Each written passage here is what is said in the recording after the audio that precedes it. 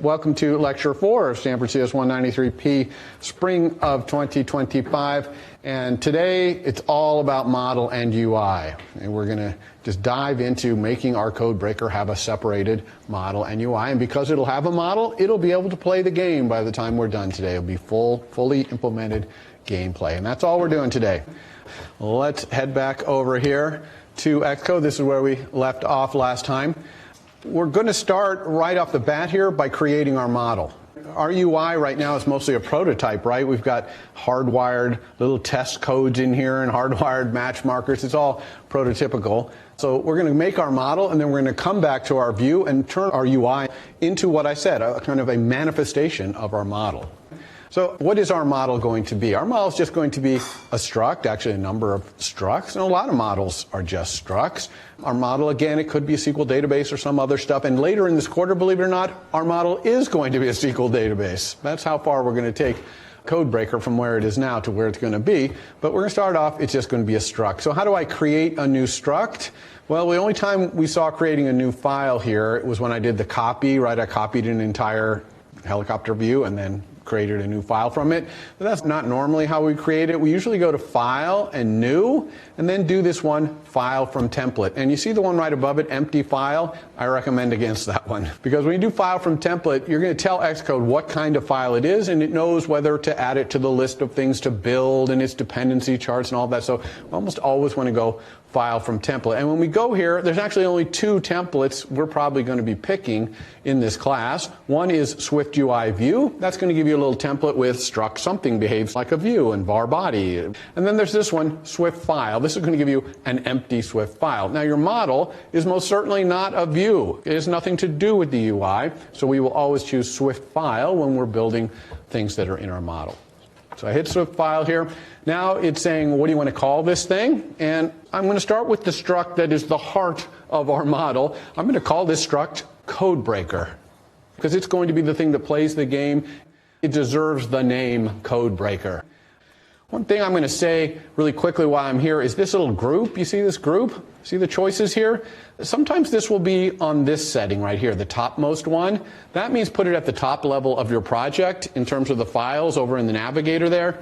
Don't put files there. Now, if you accidentally don't notice this and you do it, you can just drag it down into the right folder.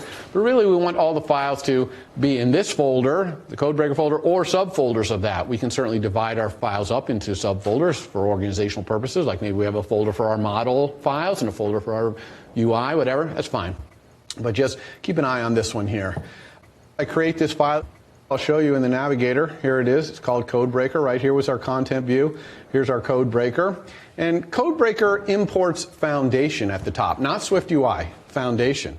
Now, I am going to, unfortunately, change that import Foundation to not be import Foundation, and it's going to be a bad thing. And sometimes you learn by seeing your instructor do a bad thing, and you're going to see me do that soon. But no, not to worry. You're going to fix it in your homework. Assignment 2, you want to put this back to Foundation, because we do not want to import anything but Foundation here, or maybe Swift Data or other things that are model-y, non-UI things. But I'm going to have to do it just for simplicity briefly here in this lecture, okay? So when you get your assignment 2, you're going to see you're going to change this model, and it's going to go back to where it can be import Foundation. So let's just dive right in and just try and think, what would a CodeBreaker model look like? And when we're trying to answer that question, we're really asking the question, what is CodeBreaker? Because our model is what we're making. The UI is just a manifestation of that, but the model is it. So what is CodeBreaker? So we're going to make it be a struct. I'm going to call it CodeBreaker. It doesn't behave like a view or anything like that because it's not a UI thing. And we just got to start to ask ourselves, well, you know, what storage, what functionalities does this thing have? Well, CodeBreaker has codes. Okay, we got to break the codes.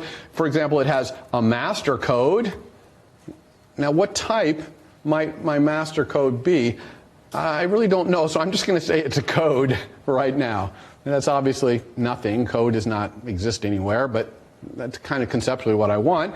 And there's other codes, like there's the guess. That's the code that I'm currently working on. There's the attempts that people have made to guess my code. That's an array of codes, right? Remember, this square bracket code is the same as array angle bracket code. What else is there besides codes? Well, when we're playing the game, we have a bunch of pegs of different colors. So the game kind of needs to know what are those colors. So we know like the choices we have for pegs, red, green, blue, yellow. Do we have other colors? Like Mastermind actually did have other colors, like it had black and white pegs. I didn't put that in there because I didn't want you to get confused with the black and white pegs, which are the match markers. So I think I would need a var. I'm going to call it peg choices, which is an array of pegs, basically, right? Pegs that I can choose from to make my codes out of. And I actually thought about it, and I think this is all there is to a code breaker. This is all the storage is, those kind of codes, and then the choices for making it. Otherwise, what CodeBreaker is a bunch of functionality. Guessing and matching and doing those with black and white markers, all that stuff. That's what CodeBreaker is. But in terms of storage, this is pretty much it. Now, it's interesting. Look, the AI wants to add a function, make guess, to our CodeBreaker. This AI, pretty cool, right? I mean, it figured out CodeBreaker must be some kind. I have guess there. Anyway, kind of fun. Anyway, we're not going to do that, but it's interesting to see what it suggests sometimes. But I use some types up here, code and peg, which don't exist. So we got to create those. All right, struct code. So what's in a code? What is primarily a code? It's basically pegs, right? 4 pegs makes a code. So I need a var the pegs, and pegs is an array of pegs. And so that's obviously in a code. What else is in a code? Well, I gave this some thought, and I thought, well, there is one thing about a code, which is its type. Is this a master code? Because then I got to hide the pegs. Is it a guess, in which case it's like an editable code, because I'm guessing? Is it an attempt, in which case it's a non-editable code, but I can see them, the previous attempts that I've made. So there's a difference there. So I'm actually going to make an enum in here called kind, which is my kind of code this is. And I made it an enum because there's 3 very discrete kinds of codes: master codes, guessing codes, and attempts, previous attempts. So I'm just going to say case master code, and case the guess, and case an attempt. And sometimes we know we might put something like, what if I had an unknown code or some other kind of discrete case here? Although a lot of times if we mean unknown, we'd use an optional, right? And I would make this kind, which is going to have to be a var here, the kind of thing, I would make it an optional kind. And if it was nil, then it would be like an unknown kind. But I'm not going to do that to you because I know optional is new to you, and I don't want to be putting this optional syntactic sugar, the question marks and all that stuff in front of you so much. So we're going to make kind not do that. We don't need unknown. All of our things are known, but I'm going to leave this in here because actually in 4 weeks from now, we will briefly need unknown, and you'll see why. But I'll just put it in here. You'll forget about it, and that's fine. And then what else we got? Peg. I see red things here. Oh, yeah, question. Why don't we put the enum kind within the struct? That is a great question. The question is, why did I put enum kind here inside this struct? I've never done that before. So why did I do that? Well, I actually did that intentionally. And what does it mean to put a type inside another type? It's namespacing. So the name of this right here is actually, its full name is code.kind, because it's in there. Just like when we put static color green inside of color and it was color.green, that's what it is. Now, when we're inside code here, when we're doing our code inside here, we don't need to put code, okay? We can just say kind because type inference. Swift knows that we're inside code. But if I refer to kind anywhere outside, I'm going to have to say code.kind. So if I refer to it in CodeBreaker or in my UI, I would have to say code.kind. Now, because of type inference, I'm not actually going to have to do that. You'll see, because it can always be inferring it. But I would have to call it that if I wanted to. So that's an excellent question, namespacing. And when do we put things inside versus outside? Like I didn't put code inside CodeBreaker. You could imagine I could, and then it would be CodeBreaker.code.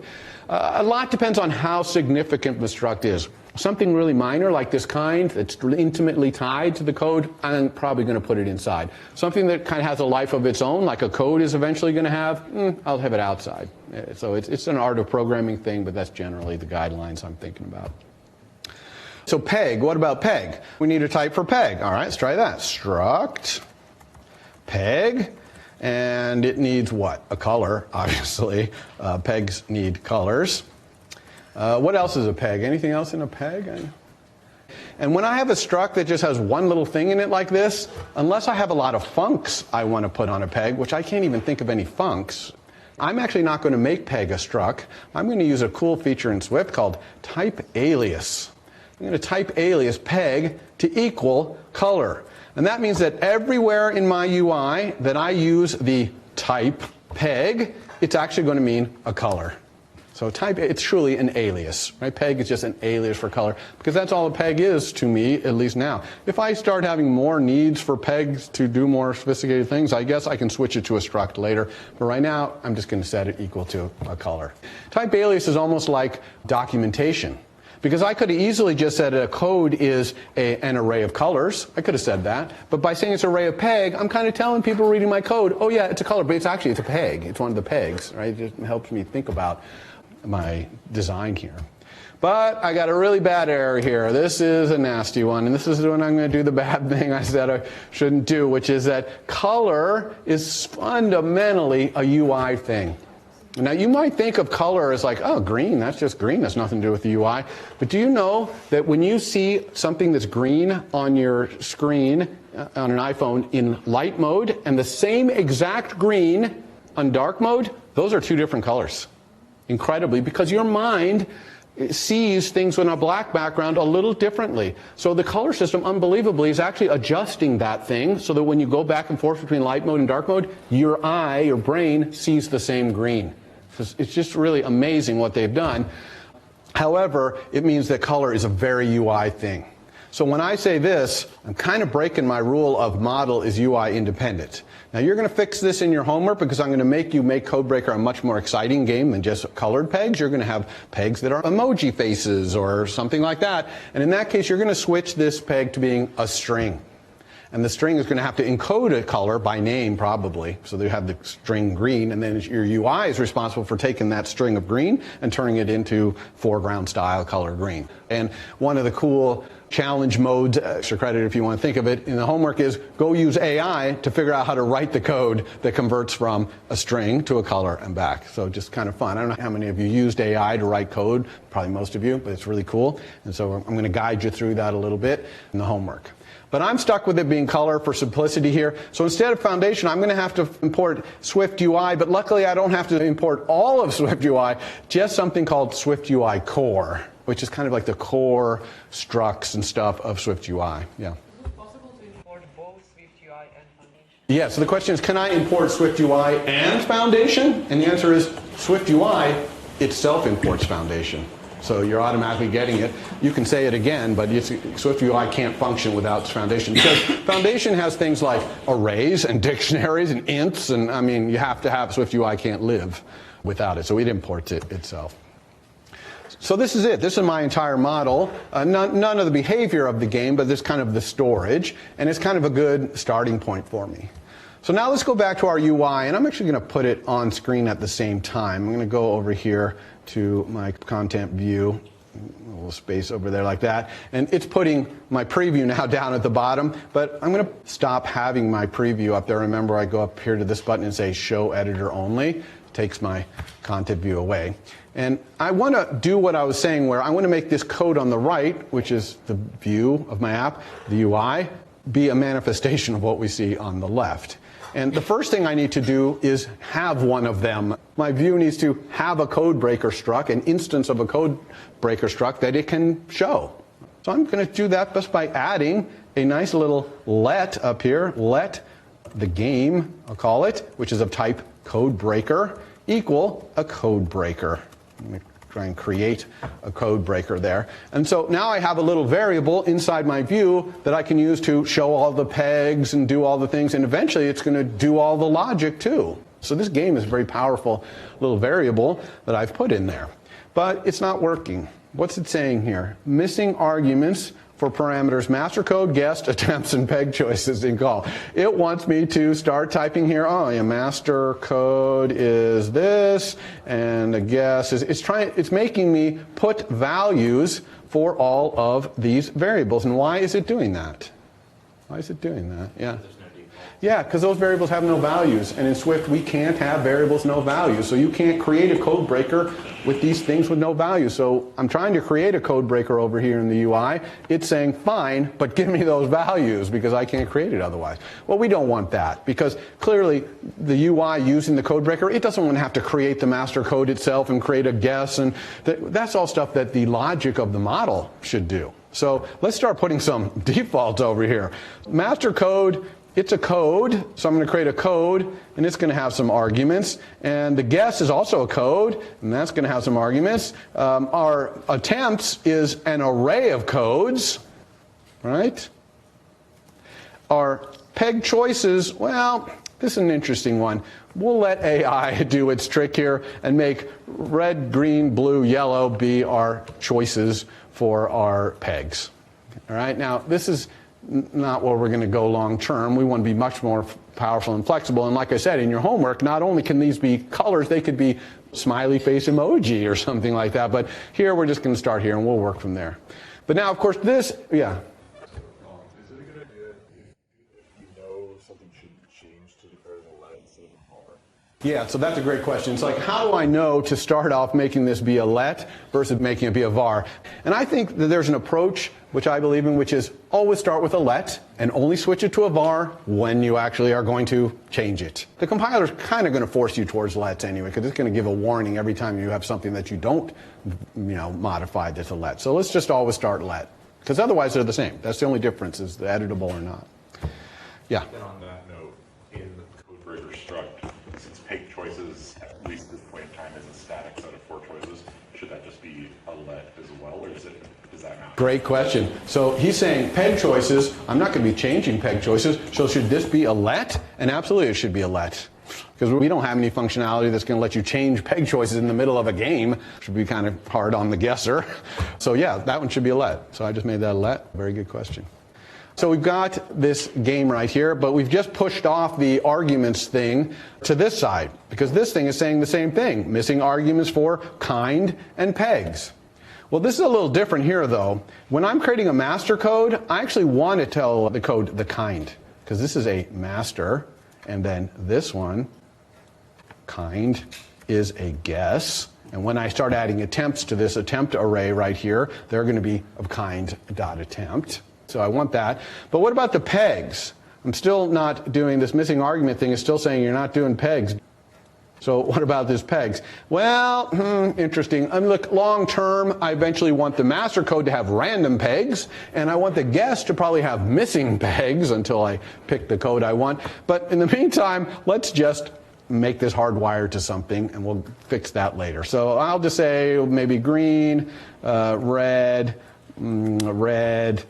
yellow, so we can recognize it. This is going to be all codes get created with those 4 pegs for now.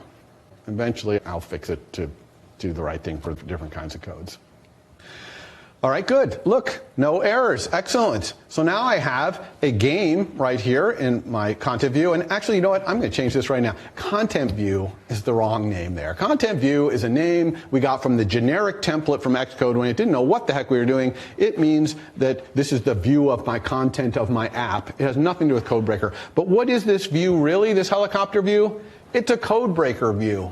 It's going to show a CodeBreaker on screen. It's going to be a visual manifestation of a CodeBreaker. So I'm going to rename this to CodeBreakerView. Now, this actually appears a lot of places. It's in this comment. It's right here. It's actually the name of the file. It's over in our main program right here. It's just lots of places in our preview. So I could go over here to my navigator and go to here and go search and replace, and I could type in content view and replace with CodeBreaker, but there's a lot better way to do this, which is actually refactor my entire project by saying right-click. I select it and do right-click and go down to refactor, and the very first refactor is rename.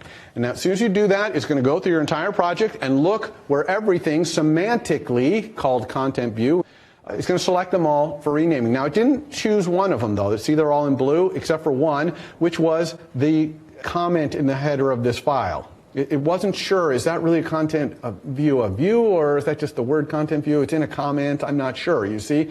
But I can click on it and add it to the list. Or click on it again to take it off. And so all the things that are blue are going to get renamed here. And I'm still editable. See the thing I clicked to edit? It's still editable. So CodeBreakerView. You see how all of them are changing? Yeah, it looks good. Now I'm going to click rename.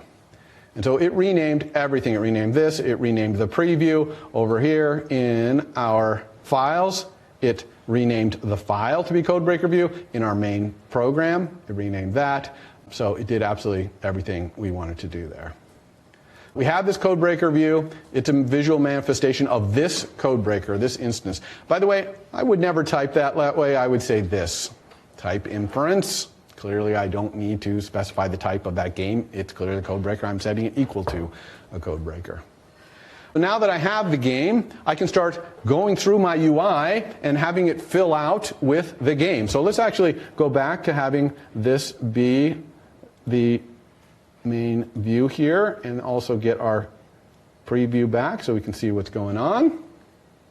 Here's our preview. Right now, our view only has these random things for testing. Instead, I want these to show my game. Specifically, I want this top row right here to be my master code. I want this to be my guess that I'm working on. And then I want down here a list of all my attempts, all the past attempts I've made. Let's just change that right now. Easily done. You see I got Peg's color here. This is hardwired to this. I'm going to make this be my game's master code, Pegs. And voila, I got green, red, red, yellow, which is what we made. Remember in our model, green, red, red, yellow was what all codes are. All codes are green, red, red, yellow.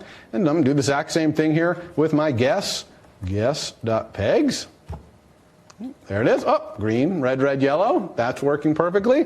And I could do the same thing with my attempts. Game.attempts sub0.pegs. And of course that crashes my app because my attempts array in my model is empty. Right? It starts out empty. Everyone agree that back over here, when we created our attempts, look at that, it's empty.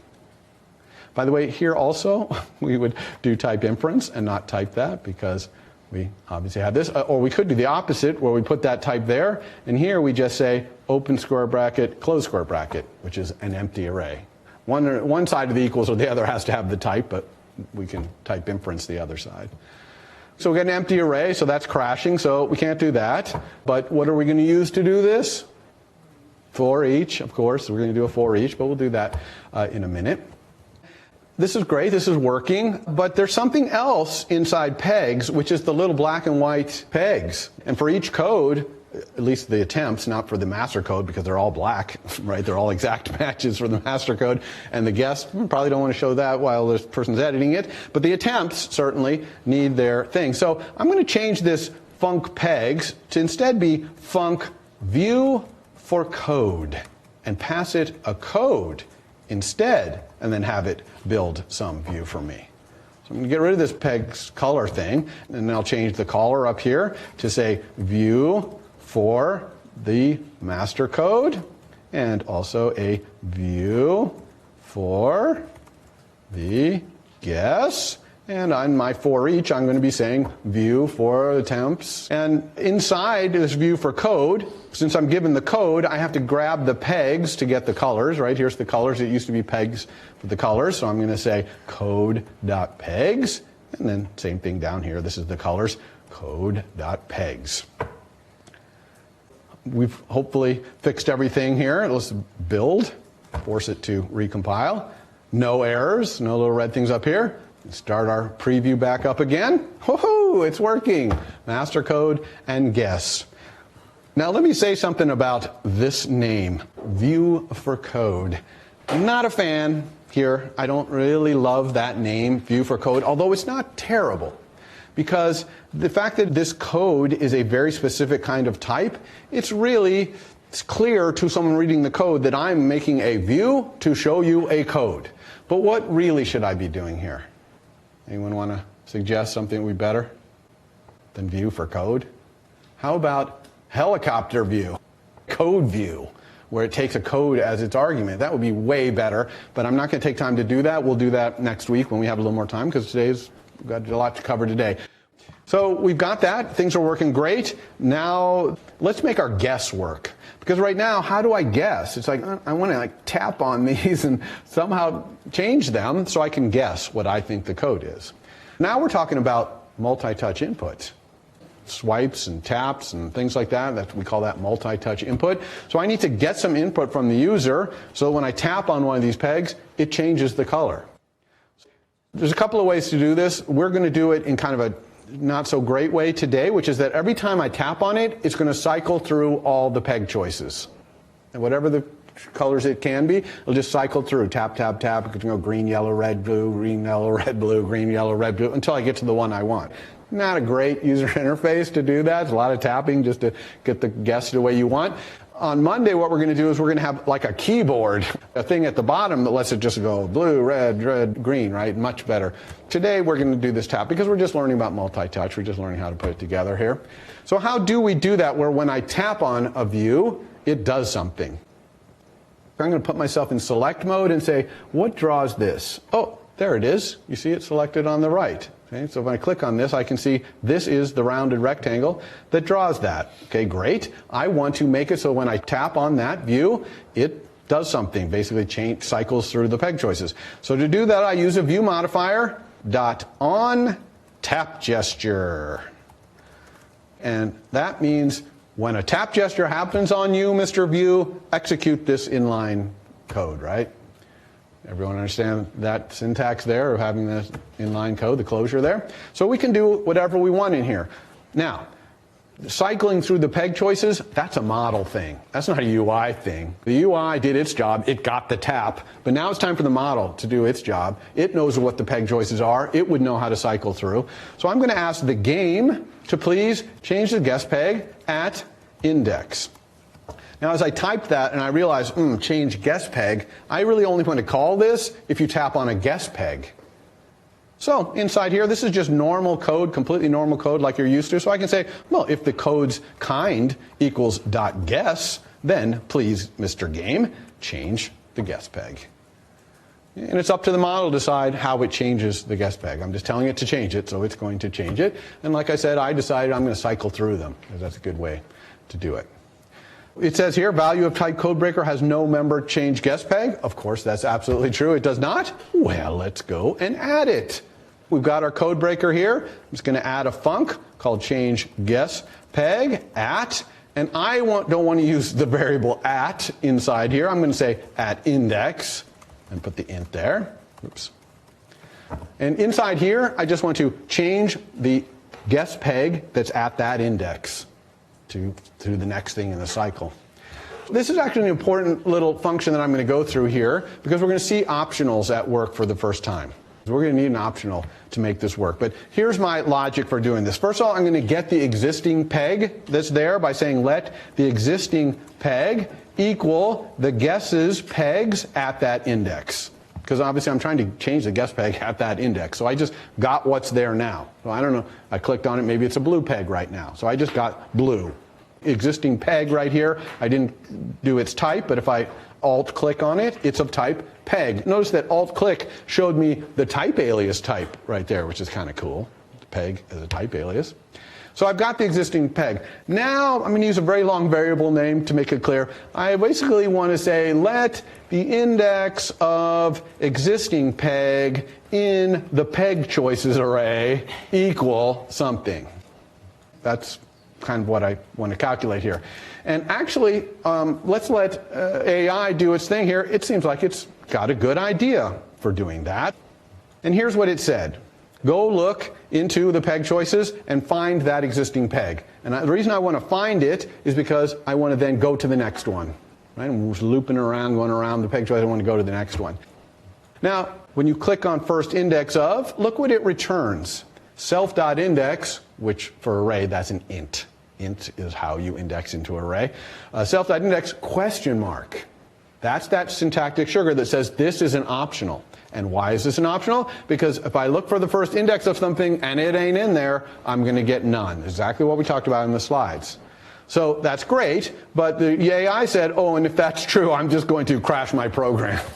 Totally unnecessary here. We don't need to be crashing our program. Instead, I'm going to check and see if it's in there safely, and I'm going to do that with this if let. So I've already got let. I'm just going to say if I can let that happen, then I'm going to have some code that I will execute with that being known to be not none. In other words, I'll never get to the inside of this curly brace if this thing returned the none case of that enum, because I'm saying if I can let it equal that. It reads kind of natural, kind of English languagey. So now that I've got the index, I'm going to let the new peg that I want to put in there, which is going to be rotating around. Oh, and look, AI did it again. AI's got it right there. I'm going to take the index of the existing peg and add 1 to it, but I'm going to have to modulo. Everyone know what mod is? That's basically integer remainder, because if I plus 1 off the end, I need to wrap around back to the 0. So it's calculating the index there, but I'm just going to go straight to the thing and say, give me the peg choices at that index. Don't need to make it. It tried to make a little let just to be the index, and then it was going to do another line of code that looked in the peg choices. But I'm just going to look directly in my peg choices there and get the +1 wrapped around with mod. Everyone believe me that that's going to rotate through and get me the next color from the peg choices? All right, now I'm going to just say guess.pegs at that index equals the new peg. But what if, for some reason, the peg that's already in the guess is not in my peg choices, which actually is going to be true, because I'm going to change my guess to start out with none of the pegs set. They're all going to be missing pegs, basically, until you start clicking on it. So when the first time you click, it's not even going to be in there. So what are we going to do in this else case? Really easy. I'm going to say guess.pegs at that index. In that case, equals the peg choices.first. First is just a var, an array that says, give me the first thing in your array. But that, too, returns an optional. Because if the array is empty, it returns the none case. Because how can it give me the first thing in the array if the array is empty? Right? So again, you can see that the AI is trying to crash my program for me here, which again, I don't want to do. If you play CodeBreaker and you have no peg choices, not going to be much of a game. But I probably don't want to crash my program, although maybe I would. Because maybe I'm in development of this app, and that should never happen. All my other code is supposed to never have that happen. And if it does, I want to find out, because I want this to crash in the debugger right here. So I can see, oh my gosh, peg choices is empty. So exclamation point is not always bad, but it's a little more of a development thing maybe than a shipping code thing. But we're going to do a different thing here, which is if it's not in there, then I'm going to use the nil-coalescing operator, otherwise known as the optional defaulting operator, to pick a default thing. So what should be my default? The AI wants it to be green. Maybe that's the AI's favorite color, okay? But I'm not going to do green. I'm going to do a special thing here, code.missing. So I'm going to add a new static var. Here it is. It's going to be a static let, actually, called missing, which is of type peg. And I'm going to make it be clear. Clear is a great color for a missing peg, because it's clear. It'll be not showing up in the UI. So that's kind of fun to do it that way, to make it be clear. But notice that I'm referring to it as code.missing. That's because this is a static let. So it is namespaced. It's basically a global variable called missing, but it's namespaced because I put it inside code here. So it's called code.missing. And no, I can't just go like this, because you can't infer that for sure that's the missing you're talking about, because we're talking about pegs here, not codes, pegs. So there's no type of code for it to infer here. So code.missing is what we need here. Now, if I had an array of codes or something like that, then maybe we'd be in business, but we can't always get type inference every time we want it. Everyone cool with this static let? So it's still complaining. It says, cannot assign through subscript. Self is immutable. All right, I told you one of the great things about structs is that they're immutable by default. They can't be changed, which is great because you're passing them around and you're making copies of them, and you're never having to worry about somebody damaging your struct. But as we said, if you had an array of 10,000 things and you pass it as a copy, it's not going to make a copy of all those bits. It copies it efficiently, and it waits until you put it in a var and try to modify it, and then it copy on writes. Then it makes an actual copy and changes it. So what Swift is telling me here is, you got to tell me when I got to do copy on write. And what we're going to tell it is, this function, change guess peg at, it forces a copy on write, because it does. It changes my guess pegs here. So the way we do that is, in func here, we say mutating func. You have to do copy on write if someone calls this function on a var version of this struct. This is something that takes some getting used to, that you have to mark any function that actually modifies something like that to be mutating. But this is actually going to cause a problem back over here, because now this thing is saying, oh, you cannot use a mutating member. Member, by the way, means member function on that struct. Okay, that's probably terminology you're used to from object-oriented programming as well, right? A member function is an instance function on that struct. It's saying you can't use a mutating member on an immutable value. Game is a let constant, it says. Game is a let constant. And it actually is offering to fix it by making this let be a var. All right, you see where it's saying fix? So let's try it. Watch this. Fix. Oh, it made it a var. Okay, problem solved, right? Well, not. And now it's got a different error. It says, cannot use mutating member on immutable value. Self is immutable. Because this is a struct as well. So if I want to mutate it, I have to say that this is a mutating func. Now you see what you just saw me do right there?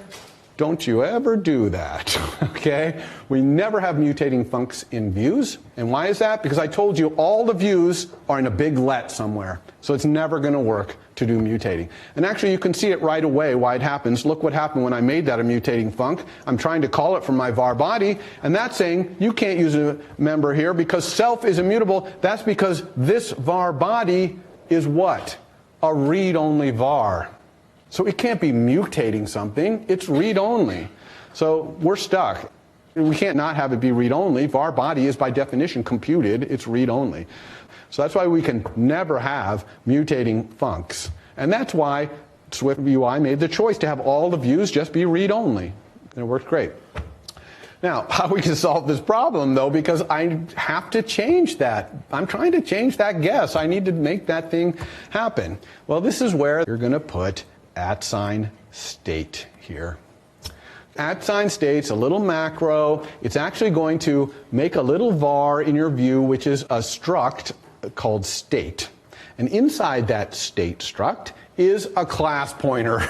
Remember, classes are the thing where we have reference things and stored in the heap. So there's essentially a class pointer inside this little state struct. Now you're like, where is that state struct? It's there. You can't see it. It's actually called underbar game. And there is a couple of times when you actually reference it, and I'll show you that in a few weeks. But most of the time you don't. And this macro makes it so that when I say game, it indirects through that thing in the state thing out to the heap. So it's storing game out in the heap for us. But the good thing about @state is it's doing it in a way where, A, we have to mark it in this way. So if we search through our UI for @state, we can find all the sources of truth. Because these are the only things that are mutable. Nothing can be mutable in a view without @state. That's the only way to make it mutable. That's the only way to make mutable state. So it's great. It's marked. It's also only making this one var mutable. I might have other vars that are lets in there. They're not making them all mutable. It's just making this one little thing here. So it's really contained, helps contain the world of mutability inside your view. And notice this. Look, it compiles, and I can even run my preview, and it's working. Can I click? Woohoo! I'm tapping. It's changing them. Woo! I can cycle through all of them. How about if I click on the master code? Oh, it's not doing that because I say if kind equals guess right here, so it's not doing that. Excellent. It's working like a charm. So I can actually guess. And that guessing is happening because every time I tap on this rounded rectangle, it is, if it's a guess peg, calling the model and asking the model to do something. Change the peg. Yeah, so the question is, why are we saying it's onTapGesture versus onClick? It's only a click because I'm doing this in the simulator on my Mac. Normally, I have my phone in my hands, and I can't click. I can only tap. It can be confusing, especially with the keyboard and with tapping. You think of it as clicking, but this is not a Mac app. This is a simulated iOS app, so that's why we're saying tap. Now that we've got this going here, let's add our attempts. We've got master code. We've got a guess that lets us guess. We're making great progress. Let's do our attempts up here, which we said needed to be a 4 each. And what is it before reaching over? Our attempts. Can we do just the attempts? Unfortunately not, because attempts could be the same. And some people who aren't very good at CodeBreaker, they guess something, and then a few times later they guess the same thing, and they're like, oh no, I already guessed that. So we got to leave that in there. So the attempts aren't unique, so we can't do ID self. So we'll do the same thing, indices, because the indices of the attempts are clearly unique. ID \self, the indices themselves are integers that are unique, and index in, just like we always done. And what is this in here? Well, it's just view for the game.attempts at that index. Voila, we have our attempts. That's all there is to do it. Now, one thing hopefully you're seeing here is that once you have the right primitives, then it's like there's almost no code in SwiftUI. Look, this is our entire thing here. It's only 4 lines of code to get this working, but it's all based on having this primitive, which is like a code view. View for code. Could be a helicopter view, code view probably should be. But if you have the right primitives, then the rest of your UI gets really simple. And someone looking at this can very clearly see what this UI is. It's a vertical stack of these views, these code views. We got to see if our attempts are working. How do we do that? We got to be able to guess. Right, so we need a guess button. So let's add a guess button. How do we do a button in SwiftUI? Well, of course, we use a button view, right? Now, there's a lot of ways to create a button. A button actually can have on it any view. It can have a VStack, it could have an image, it could have text, anything you want. But of course, it's very common for a button just to have a word on it. So we're going to use the version of buttons initializer that just takes a word and an action closure to do. And here we want the word guess. And then inside our action closure, again, now we're back to, we've done our job as the UI, we collected that guess, now it's time for the model to do its job, which is play the game. Because all the game playing lives in our model. So we're going to say game dot, how about attempt guess, please, Mr. Game. And it's up to the game to do that. Now, what's really interesting here is when I did that change guess peg and I was clicking on there, notice I didn't have to do anything that said, okay, and now update the UI. As soon as I changed that change guess peg thing, it just updated the UI.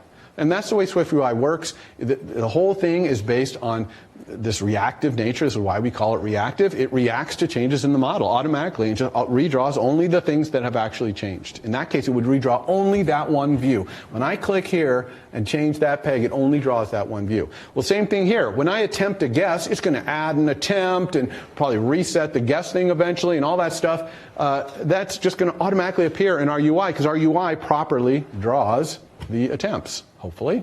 We'll find out here. So let's go back to our model and teach it to do this. This is a really fundamental part of our model here, is to attempt a guess. So we'll go back here. Let's clean that up and say, let's put it up higher, actually. It's so important. It's func attempt guess. And what do we need to do? This is incredible. I'm just going to say attempts.append that guess. Now, is that really going to work? No, it's so close to working. But here's the problem. Guess, right here, it's a code. What kind is it? It's a .guess, right? Its kind down here is .guess. And the attempts really want to have kind.attempt. So we need to take our guess, make it be kind of attempt, and then put it in our attempts. So now we're going to learn about the greatness of value types versus reference type. Because to create a new attempt here that is just a copy of the guess but has a kind attempt, I'm going to say var attempt equals the guess. That copies the guess. That makes a copy of it. All right? And then I'm going to say attempt.kind equals .attempt. That is modifying only the copy. Guess is unaffected. Guess is still of kind guess. It hasn't been affected by this line of code at all because attempt is a editable, mutable copy of it. And then I'm going to append that attempt. So now I've appended a copy of the guess that's been changed to the kind attempt. Everybody cool with this? So this is different than you're used to because normally if you did this code with a reference type, it would have changed the guess to be an attempt, and that would be bad. But here, value types does not happen. Because that line of code here copies that guess, literally makes a copy and puts it in there. Yeah. And you said that on the back end, like the garbage collecting is happening for now that you're not going to need the guess anymore. You don't need to allocate Yeah, let's talk about that. So he's asking a question about, oh, garbage collection is happening somewhere, but actually there's no garbage collection anywhere in Swift. And what it does instead is something called automatic reference counting, where it actually counts the references, and when it gets to 0, then it frees it up. But that only happens with classes. That doesn't happen with structs. Structs don't need to be garbage collected because they're right here in place. So when they go out of scope, they're gone, right? And if they're in a struct, they hang around until that struct goes out of scope because the value is in there. It's not pointed off somewhere else that has to be cleaned up. It's right in there. That's another advantage of value types, by the way. No garbage collection or any of that, marking and sweeping and none of that. Good question. But we got a problem here. Cannot use mutating member. It's immutable, of course. Same exact problem. Attempt guessed is clearly going to mutate our thing. So mutating func. Attempt guess. Back to our view over here. Everything seems to be compiling. Oh, our preview came up. I can make some changes here. Let's make it all yellow. Here's an all yellow attempt. Ready? Guess. Oh, it did it. And then how about an all green attempt? Like this. All right, ready? Guess. Whoa, it's doing it. It's putting the for each in there. However, this is kind of a not so great UI. I don't like a couple of things about it. One is I don't like that every time I make a guess here, the guess button jumps out up from under my finger. Okay, remember I'm tapping here on my phone. I tap on there and it jumps out from under my finger, moves down, and actually the thing I just guessed jumps under my finger. That's very disconcerting. We do not want that kind of behavior in our UI. Also, I don't think it's quite right that it's putting the thing I just guessed down at the bottom. I think I want that to be right next to the guess, because now I'm going to make another guess that's probably slightly different than the last guess I made. I don't want to be looking up and down and up and down. You know, I want it to be right there, my guess and my last attempt to be right next to each other. And then there's another thing I'm worried about. What if I make 10 guesses? It's going to start pushing off the screen. Because this VStack, it's stacking these codes on top of each other, and it's staying in the middle of the screen. And so it's growing every time I add one. And eventually it's going to grow off the top and bottom of the screen. I'm not going to be able to see my master code. I'm not going to be able to see my last attempt either. So that's bad. I can fix all those problems with 2 lines of code. Actually, with almost 2 words of codes. The first thing I'm going to fix is making it so that my most recent attempt is up near my guess. And I'm going to do that by taking all my attempts and reversing them. I'm going to make the most recent one be first. And I can do that right here by taking my indices and reversing them. So reversed is a function. It's just a simple function on collections. Indices happens to be a collection. It's a range. I haven't really talked about range, but you can think of it as an array if you want, but it's a range. And reverse just flips it around the opposite direction. It works on arrays, works on ranges, everything just flips them around. So now when I go over here and guess, do blue again, mostly blue, and guess, it stays there. And then if I pick a different ones here, watch this next one, right next to it, you see? So now I'm saying, oh yeah, I want to change that one. I'm able to kind of see it right next to me. So that's simple. And what about too many things going off the screen and the guess button jumping out from under me? Well, I'm going to fix that by putting this whole thing in a scroll view.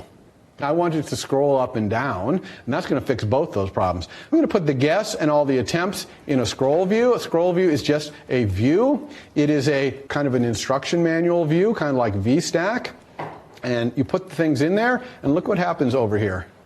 Couple of things. One, a scroll view fills the entire space available to it and then puts the things inside in a scrollable view. See that? I can scroll on it. Oops, I guessed. That's what a scroll view does. So since scroll view fills all the space, it pushed that guess button down to the bottom. So it was kind of a nice little side effect to have this guess button down here. So now if I click a guess here and hit guess, it does it. Now, this is almost exactly what I want here, because I can scroll by, and since my most recent guess is near guess, I don't have to worry about the old ones scrolling down off the bottom, and I have to actually scroll down to see them, because I probably don't want to see them, they're so old. But this is a little abrupt. When I click guess, like I put some things in here, I don't know, that colors, and I hit guess, watch what happens. It kind of just jumps. And if you watch any good iOS UI, it doesn't jump. It's got animation. Things are smooth. They scroll. They fade in and out. That kind of stuff. We want that too, right? Now, I'm going to spend a whole week talking about animation. It's so important to building a good UI, week after next. But here I'm going to show you just a little bit of how it works by showing you with animation.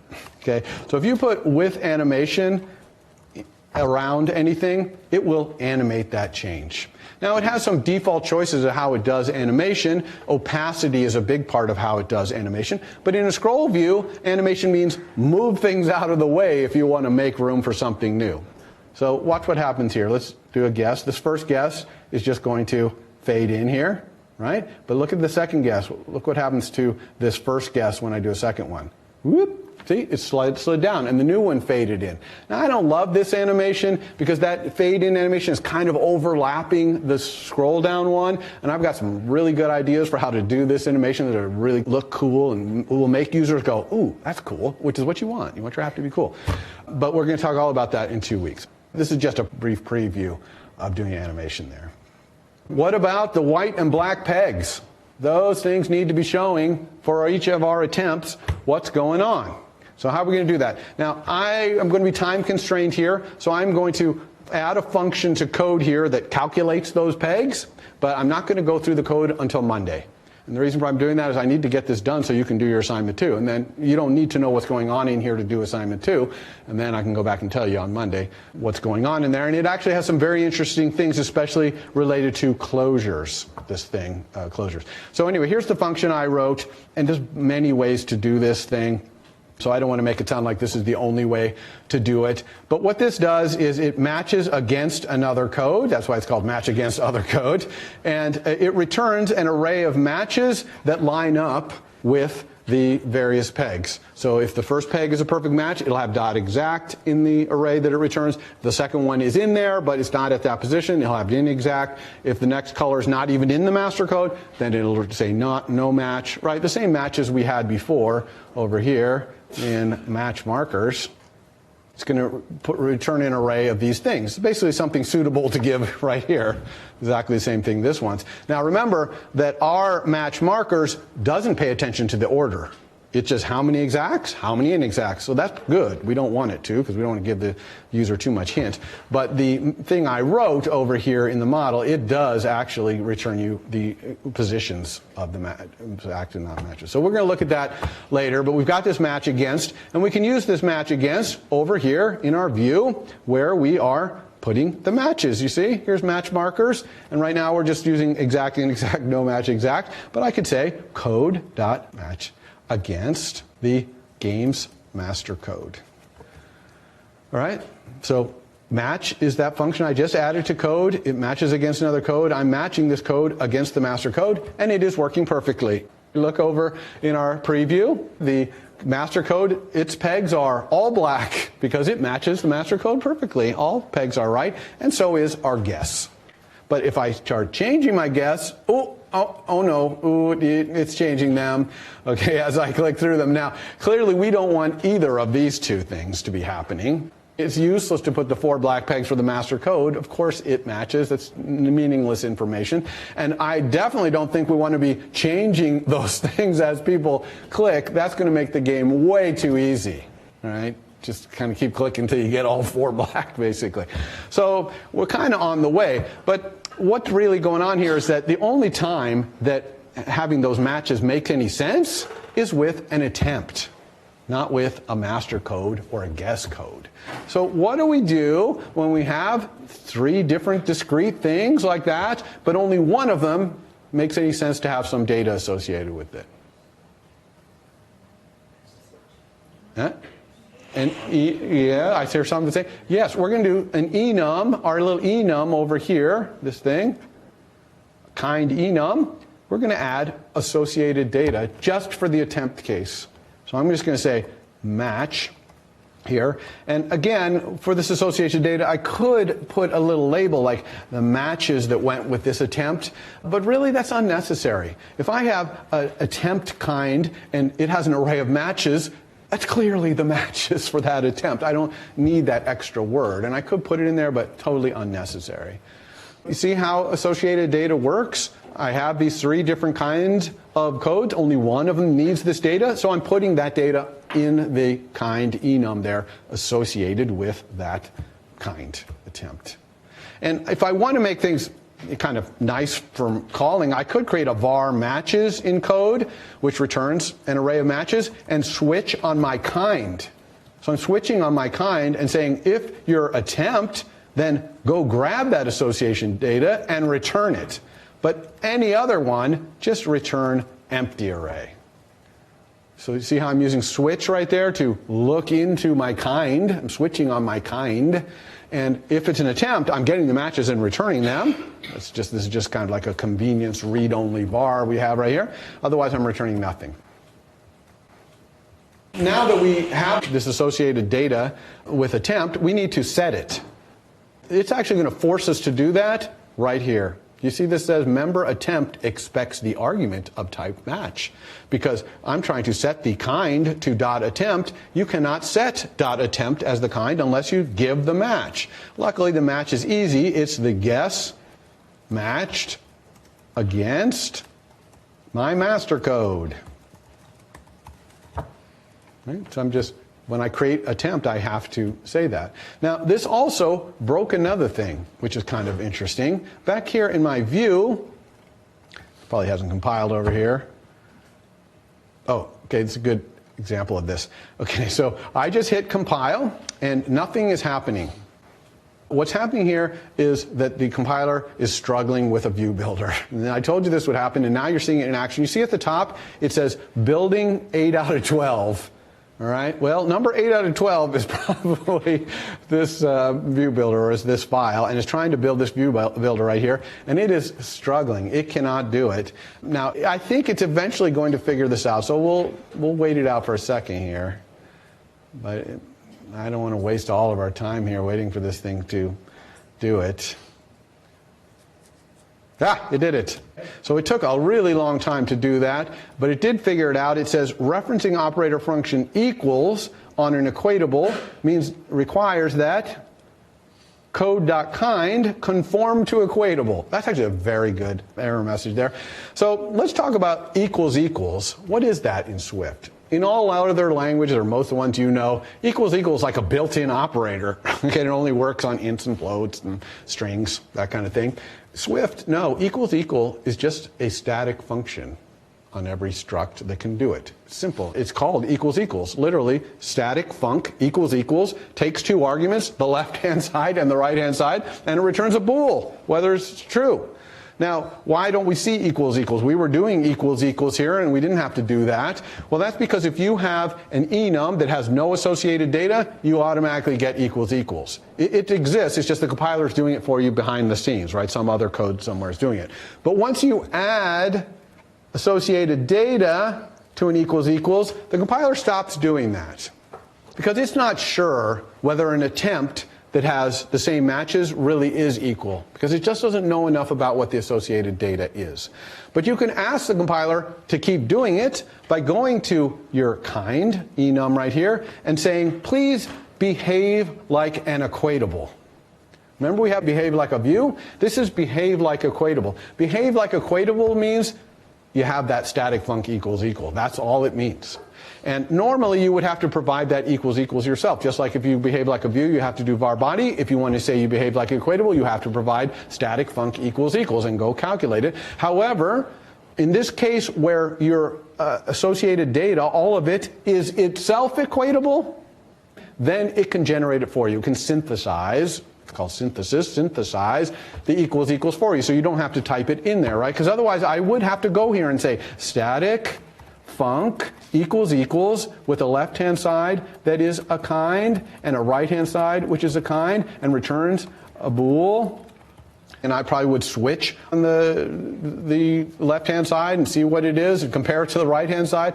I could do that. This is what the function is, and you can type that. But it will synthesize that for me as long as this, all of the associated data, is equatable. Now, is this equatable? And the answer, it is, because array is equatable, and this is an array, if the things in the array are equatable. And a match, if you go look at match, it's the kind of enum that doesn't have associated data, so it's equatable. So you see how the equatable behavior is kind of rippling through here, and it's rippling all the way up to kind, because we're saying kind is equatable, and Swift's saying, okay, you've told me that it behaves like an equatable, and since all of your associated data is equatable, then I'm good to go. But it does mean if I wanted to see if two kinds that were attempts were equal, they'd have to have the same matches, which they would in our game. So that's what's going on there, and that's going to fix this over here.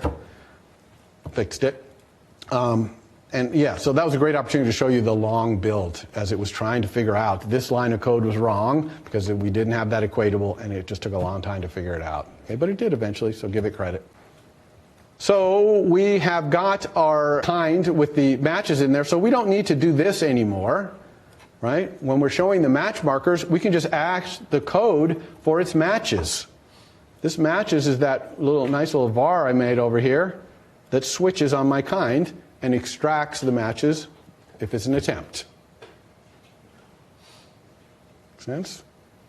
So this means it's only going to show those pegs when it's an attempt. If it's a master code or a guess code, it's going to be empty. This is default returns empty, so we're not going to see any anymore. Let's see if that works. Go over here, rebuilding our preview. Hopefully we won't see any pegs, and we don't. No pegs next to the master code or the guessed. And if I'm clicking on things, it's not drawing the things here. Okay, what about our attempts? Well, they do have it.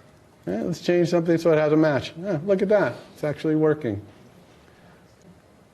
I mostly did it this way because I just wanted to show you how associated data works, and that is how it works.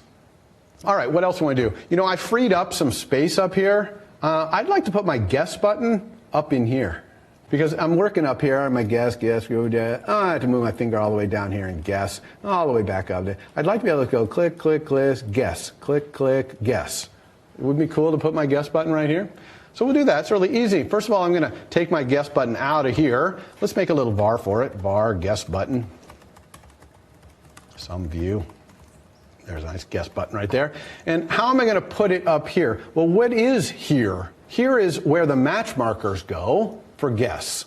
So that's this, match markers. On top of this, I'm going to overlay the guess button. And overlay is a little different than ZStack, right? Remember we had VStack and HStack, and ZStack was things on top of each other. Overlay is lay it on top of each other, but make it fit in the thing you're overlaying it over, which is perfect here. I want that guess button to fit in the little space where the match markers go. So I'm going to say overlay and provide it a view, and I'm going to put the guess button there. But I only want to do that if it's the guess. Look, I don't want to be able to have the guess button on the master code. I only want it on the guess code. So I'm going to say if the code's kind is guess, not master, guess, then I have the guess button here. Voila. Now, the only thing, that guess button is kind of small. There's room for that guess button to be a little bit bigger. So I'm going to show you how you can make something that has text kind of grow to fit a space. I'm going to do it up here on button. First, I'm going to set the font of this button to be the system font, where the size is really big, 80-point font. In fact, this system size is so big it can't fit. Look, I'm getting dot, dot, dot. But then I'm going to use another view modifier here, dot minimum scale factor, and I'm going to make it be 10%. And what that says is, I want this font to be 80, but minimum scale factor says, but I'll take as small as 10% of that, which would be 8-point font. So these two combinations, font system size big and minimum scale factor some percent, make it so that a text will fit. Also notice that I've put these view modifiers on a button, not on a text. But of course, inside the button's var body, it probably has a text in there. And we know the view modifiers that aren't used by outer views get passed down in. And that's true for button, too, just like it is for VStack. All right, we're almost there. The last thing we need is to make this code random and to make these start out as blank. So we want these things to be blank. We certainly don't want them to start out with the master code. That makes it easy to guess, I win. One click and I win. So that's no good. So how are we going to do that? Let's go back to our model here. And right now we have both of them. All codes actually get set with this right here. But I'm going to change this to use a constructor initializer on an array called repeating. So you can create an array that repeats something, and I'm going to do exactly what the AI says here. Repeats code.missing 4 times. So now all codes start out with the codes missing. And if we go over here, they're gone. They're missing. They're clear. Remember, code.missing is clear. But there's a big problem here. Look, I can't click. Click, click, click. I can't even pick one. You know why that's happening? Because clear, transparent, means all multi-touch events pass through. So it's not getting that multi-touch event because it's clear. It has to be at least a little bit opaque, even just 5% or 1% opaque, for it to get a multi-touch event. But there's a fix for that. There's a really great view modifier for that. So here's my rounded rectangle. It's called content shape. And content shape says no matter how much opacity or not there is in here, treat this view as if it's this shape for multi-touch. And so I've made it be rectangle. I could make it be rounded rectangle there, or if I were using circles for pegs, I could make it be circle. But I do content shape. Rectangle is fine. And now watch. When I click in here, ooh, it's getting the multi-touch events and letting me go through and guess. All right? Now, what about making this thing up here be random? Well, I'm going to go back to my code breaker. Inside code, I'm going to add something that randomizes the pegs. I'm going to call it func randomize from some peg choices. Give it some pegs. And in here, I'm going to do the first for loop. I'm going to do an actual for loop, not for each. For loops in Swift are only over collections. You can only for over an array or a range or something like that. So it looks like this: for index in my peg choices dot indices. I'm going through each index right there. And this thing is trying to do something silly. We're going to instead say pegs at that index equals my peg choices dot random. And if there's nothing in the array, then I'll leave it code.missing. So random element is a really cool little function array that just grabs a random element out of the array. And that's the peg choices there in this case. And of course, this is a mutating func. This is mutating the code by randomizing all of its pegs. And so I need to call this randomize, though, up here in CodeBreaker. I've got to randomize this. How am I going to do this? Where do I call that randomize? Well, I really want to do it when I first create my game. When I first create the CodeBreaker game, I want to pick a random code. I never have to pick it again, just at the beginning of the game. And so anything you want to do at the beginning, you want to use an init. That's what an init is good for. So I'm going to create an init here for CodeBreaker, and it's going to say master code randomize from my peg choices.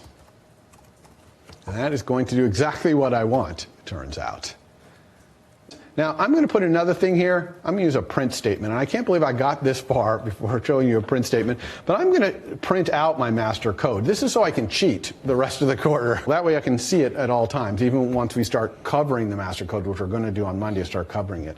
And there's one other thing I want to do in my init, which is I don't want my peg choices to be fixed to be these four colors. I actually want to let the person who's creating my code breaker choose the peg choices.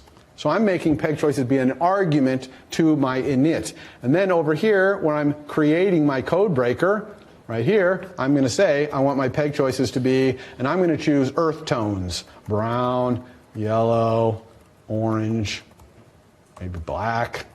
Okay, it's my earth tones code breaker. And I might want to make it so there's a default, though. So I might say equals the old red, green, yellow, blue, just in case someone doesn't want to tell me the peg choices. They just want some default. I can do that. But in any case, the problem here is that it's saying returning from your initializer without initializing all of your variables. Inits always have to initialize every variable. No variables in Swift can't be initialized. Not allowed. So we need to initialize peg choices because it doesn't have an equals anymore. I took it off and put it here as a default for this argument. So I really want to say like peg choices equals peg choices. Can I do that? No, that makes no sense to say a variable equals itself. But I got a problem here because this is called peg choices and this is also called peg choices. And right now, it looks like it's saying that they're both this peg choices because we know the arguments to functions are lets, and it's saying you can't assign it, it's a let. So how do I distinguish when I want to do this? Well, the answer is we're going to say self.pegChoices here. Self.pegChoices means the peg choice is in myself. And this is very common to do this, say self.something equals something, because we often want to have the argument to an init be the same name as our peg choices. Also notice that I can still have this be a let, because your initializer is allowed to give the initial value of a let. All right, let's see if this fixed everything. Let's go here. Go. Oh, it looks like a random code of earth tones. Let's do some different ones. I'm just pressing play down here. Yeah, it's picking nice random earth tones. That looks good. And let's go ahead and make a guess here. Yeah, that's a good guess. No. Let's try some there. Orange. Yeah, we got one right. Oh, we got 3 of them right there. Yeah, that one and that one. So this is working beautifully. The only other thing I was going to do is when this starts out and these are blank, right? These little things, I wanted to overlay a rectangle around the edge of it just so I could, as a user, see that there's something to click on there, because otherwise it's just an open space. And I was just going to do that. Actually, let's just do it. Overlay on top of that rectangle, and if the code pegs at that index equals code.missing, then we're going to overlay a rounded rectangle. Corner rate is 10. We'll stroke its border with gray. There we go. So the fact that I'm overlaying on top, it makes the rounded rect fit the thing it's being overlaid on, and so I get this perfect rounded rect right there. All right. I mean, I think we got certainly far enough for you to do your homework. Your homework, by the way, is to continue to support colors, but you're also going to support emojis. So that over across the top here it would be smiley face, frowny face, laughing face, or something like that. And those are just the pegs that are being used. And your game has to support both at the same time, which is why you're going to switch your type of peg to be type aliased to string. And then you're going to have to figure out how to turn those into colors. Okay?